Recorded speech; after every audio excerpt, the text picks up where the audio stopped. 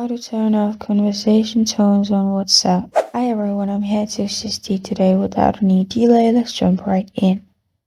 First, open WhatsApp on your device. Make sure you're logged into your account. Then click on the three dots at the top right corner of your screen. Here, click on Settings. After you click on Settings, scroll down and search for Notification. In here, click on Notifications. Then at the top, you'll find Conversation Tones. Simply turn it off. As you can see, it won't play sounds for incoming and outgoing messages now. Make sure the circle is on the left side. After you do that, you're good to go. This is how to turn off conversation tones on WhatsApp. Thank you for joining me today. If this video helps you out, please leave a like and subscribe for more.